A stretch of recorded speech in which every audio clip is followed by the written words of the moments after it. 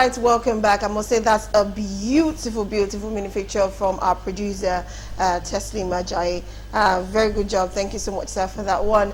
Okay, Barrister, you saw that. You even saw the song. Yeah. Because there's no forgiveness at all. And it meant business this time around. Exactly. Yeah. What is your say first to the reaction of the mini picture? What would you say? Well, my reaction is a typical thing. Don't forget, it's my constituency. I come from that place. And the whole essence is the weapon is what government knows. This is akin to a stubborn child. The only way you can, generally, that you can deal with a stubborn child is through spanking. Until if he's reasonable enough to listen, that look, I'll beat you, I'll spank you. And the child now could listen and start behaving. Government, unfortunately, likes being spanked. And the only way it can be spanked, and the only body that can spank government into behaving, is the labor union. And that has its history in way back.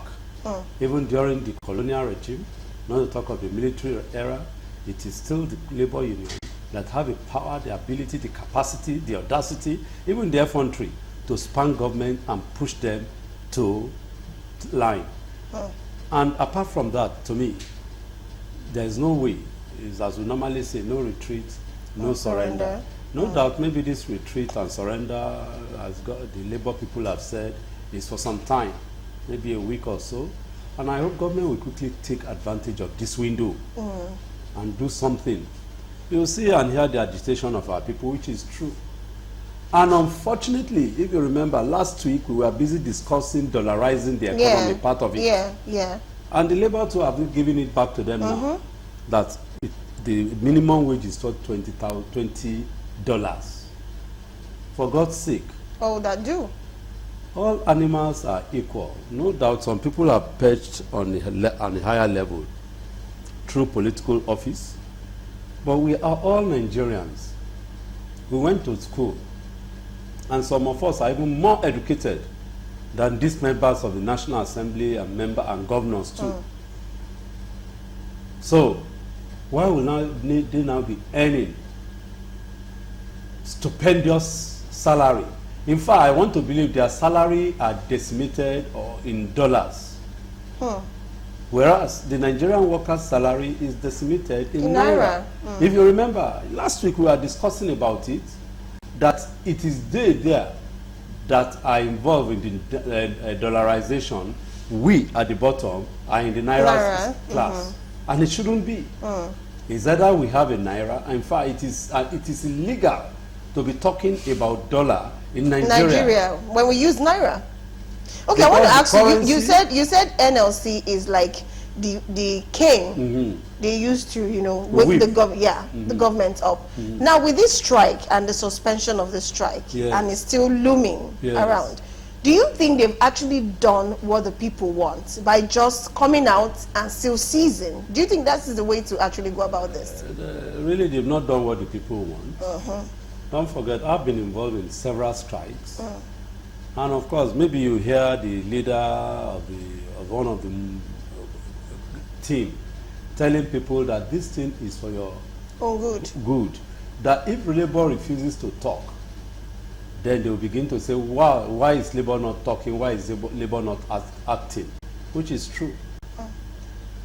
The issue of calling up that strike, in fact, before it started, is nothing. I don't see, I did not appreciate it at all. Mark my word what I said. The strike was called off before it started. They started the strike on Monday. By Monday evening or Tuesday afternoon, they have called off the strike. We've not settled down to a reality of a strike. Government too have not settled down to a reality of a strike. Some offices were working, so government will know what are they doing. But when the strike is biting, there is no movement. It will be like Jericho in the Bible. No going out and no coming in. The government will know that yes, this thing is serious. But they called them together, and before we knew it, maybe backslapping, maybe handshakes, maybe some beautiful smiles behind the curtain. Yeah, let's call us a strike. What's the essence? Why call up the strike without achieving anything? I am involved in various negotiations, both as a lawyer, as an activist, even as a pastor, even as a father, as a husband, as friends. You know that the essence of going into an agreement is to achieve something. Then we say there are no win-win situation. You say no victor, no vanquished. You say no loser, no winner. No. There will be a middle course. Is that the situation now? Based on the humongous take-home pay of the legislators and the political class? And I guess we should just look at it that the era of baboon is walking and monkey is chopping should be gone. All of us are Nigerians, and this country belongs to all of us. We must all eat the good of the land. Yes, they call the working class, but that does not mean they will be now treated as slaves in their country. But then the working class too must know how to fight and get themselves the right thing. So now, like there's a suspension and all of that. Do you think that they should actually continue with the strike? That will make the real warning they want to give to the government, so that the government can do something. Do you think the strike should still continue, or they should suspend it? No. Why will they suspend? Don't forget. don't trick me well today. Don't forget the principle of aluta continua, Victoria asata. To the aluta people, they are focused. No distraction. And that's why you hear them say no retreat, no surrender. Well, to all intents and purposes, I want to believe the essence of all this suspension maybe will be to now put the ball in the court of government. So that when they now start the second phase in some few days' time, it won't seem as if people will say, una own too much. I want to believe they want to go to the principle here to say in Yoruba palace and even in African palace, when the tortoise will do something wrong against does something wrong against the in-law, then the in-law now went and punished the tortoise. People going to the market saw the tortoise, you tortoise, your own too much. Look at you, your in-law. Why did you do that? Then along the line, maybe the tortoise had a rethink. In Bible, in the church, we call it, he now became born again. Changed his mind. Changed his mind. Now maybe behaved very well. Unfortunately, the in-laws now decide to take it too far. Maybe in terms of punishment. Maybe hung him through the neck or somewhere, or did something seriously serious against the tortoise. Then those who went to the farm, you know, when they were going in the morning, they saw the tortoise. You in-law, why are you so wicked? This thing is a small thing. The typical Yoruba will say, wait till we carry, wait till we not throw. Okay, now, with all the things you've explained, what just comes into my head is, we want to get this strike because we need a change. Now, a lot of Nigerians, you can see, some of them still wanted to go to work. Whereas they are fighting for them. While some people going to work, they are believing that, what will I eat? If I don't go to this work, what will I eat? If I stay at home, I will eat more. A lot of people believe they will eat more. So what do you now say to this particular set of Nigerians? How do they even cope during the strike? Don't forget that Nigeria is another country entirely. It can never collapse. It can never crumble. It will continue to be. Because in that place of work that those people don't go, in that place of work, there will be something that will come out. The Nigerian system is like that. There will be gratification, there will be bribe, there will be corruption, there will be gifts, there will be all sorts of under-table Hence activities. why they want to go to work.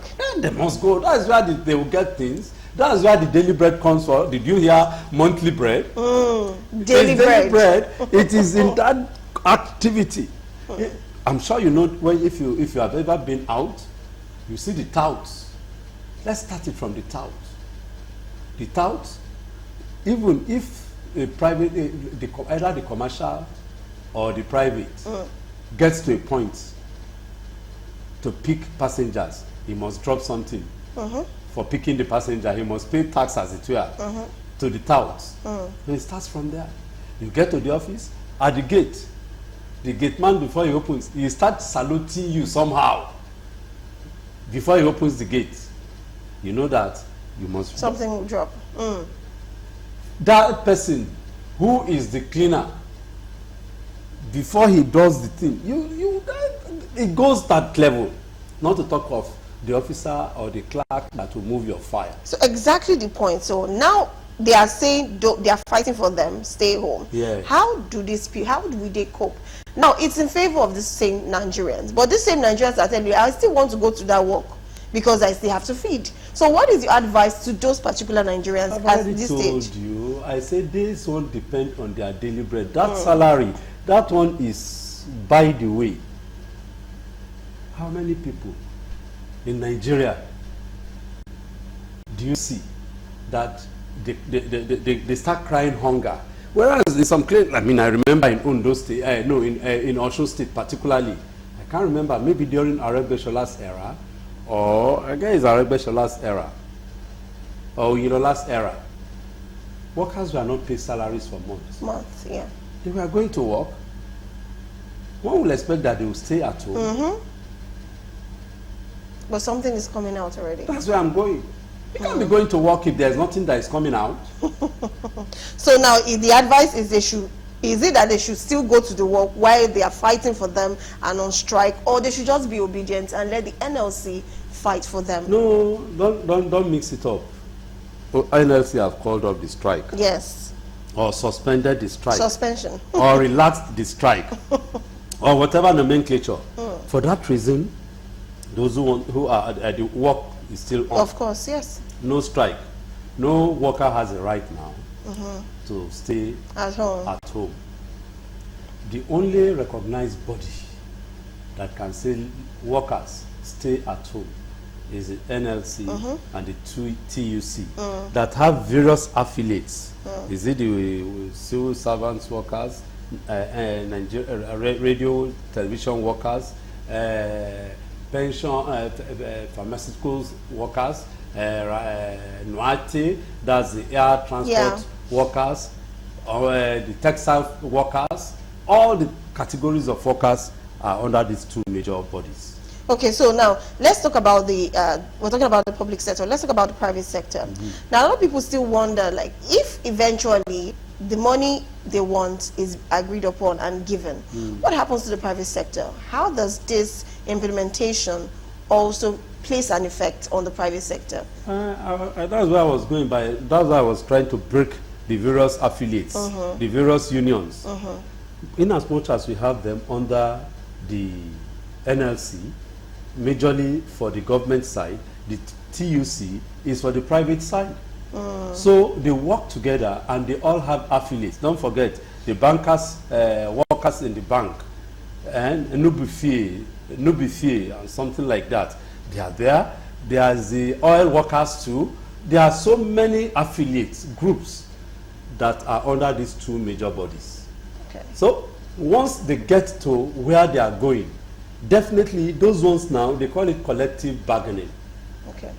And of these leaders, together with the various groups and not private sector, the organizations of different kind, the footwear, the pharmaceuticals, the textiles, the food and beverages, the bankers too, all the various types of classes that we have, all of them in their various unions will begin to negotiate with their people, that's their employers, to now begin to say, well, the federal government has proposed this, which I know the NLC and the TUC have proposed this to the federal government, which they have agreed.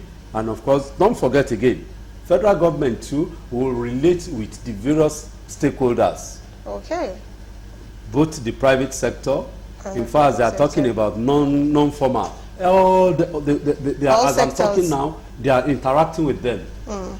The only thing that can bring out this thing, maybe I don't know how God is doing it. Maybe God is listening to us and is using this program to talk. Because last week we said it before the strike started. Yeah. And what we are saying is that the problem of Nigeria economy particularly is the dollar. They are talking about $20 is equals to 30,000 naira. For God's sake, how can that be? How can that feed someone? What is 30,000 naira compared to what these guys are, the politicians are earning and taking home? And we see it. Not that maybe even the blind see it. And you remember one of the people that was talking said something about a man, someone in the Senate House definitely, the Senate President was talking about an alert, which was sent, which was obviously probably a mistake they didn't know they made. And it got to the public. It got to the public. That amount is enough to settle a whole generation of one family that went to one person. That amount. Yeah. Is it not 500 million per person? That's enough to settle a whole generation. You give a person 500 million, he will go back to his village, start a big farm, build a mansion, call every member of his family, give them one room. That's all. Have a big sitting room. Equip a television house, put a television and suit everything, and even give them a room, a self-contained. In it, build 50 rooms in a place. There's no family, 50. And that is what one person. That one person took away, and we workers and laborers and activists will hear it, and he said we should keep quiet. And where did the money come from? From our commonwealth. Yeah. You allow people to keep quiet, but that's not even it. The issue is that is the condition of living. Is it something? Favorable? Is it favorable? They call it take-home pay. Does it take us home? Does it take the average worker home? Is the average worker happy? I guess there's a principle in the Bible is about the fear of God. We are the way blood is flowing in my vein. It's the same way. Is the way it's flowing in Tinubu's vein and Akpabio's vein and Abbas' vein and Sanwo-Olu's vein and all these governors. Even let's assume, I will concede again. Let's assume and consider that they are blue-blooded, that they are the children of kings. Royalties. Our royalties. Blood, this one that they say they are blue blood, that's a big lie. When you cut their vein, it is blood, red blood that will come out. Okay, last question before we go because of our time. NLC strike, we know what it is for. But what would you tell them now is the way to go? Because obviously, a lot of people are not even happy with the suspension. A lot of people really, really want that strike so that the government can actually hear the cry of the citizens. Now, what advice will you give to NLC so that they know the right way to go? And the other advice I will give them is that they to know that they are the last hope of the common man. We lawyers go to court to fight legal issues and to address issues legally. But just as I told you earlier on, government does not hear any word but toughness. And I'll go to the Bible again. In the book of John, it says, since the time of John the Baptist, the kingdom of God suffered violence, and only the violence taken it by force. Government does not like being treated with kid gloves. They need force. It is when it is, how can they explain now? They are enjoying. And that's where fella will come in now. Suffer, suffer, suffer, suffer, suffer, suffer, suffer, suffer. Suffer for what? Imam de balado, Pope na enjoyment. We are not fool. We are not. Nobody is a slave here. The era of the animal farm is gone and gone forever. I'm sure you know what I'm talking about. Yes. Old manner has gone. We are all human beings, and we should be given that human treatment. It is painful that the typical and the average Nigerian worker particularly is still collecting 30,000 naira. And their argument is that yes, that is reasonable. Even increasing it to 60,000 naira is nothing. That's $40,000 now. That's $40. If they want to go with the dollar scheme, how can that sustain a family? Increase in school, Increasing everything. Increasing everything. And in closing, I do go to prison yard once in a while in the course of my work to see my people who are unnecessarily incarcerated. And you see some of them, little, we call it leniencies, small offenses, they are in prison. And some of them have gotten a thick skin. I know about 2 or 3 that as soon as they get released, we fight for them to under the prerogative of mercy, and they get out, they will commit another offense again and go back. And the principle here is that if the poor are not happy, the rich can never sleep. Yeah, very true. Thank you very much. I really love your advice. At this point, we would like to say it's a wrap for today. Thank you very much. I almost brought out the activist in you, but I was able to check and balance it, You almost? Thank you very much. Yes, almost. Because I saw the agitation and I was like, okay, I think I got there. Thank you so much, Barrister, for being our guest today.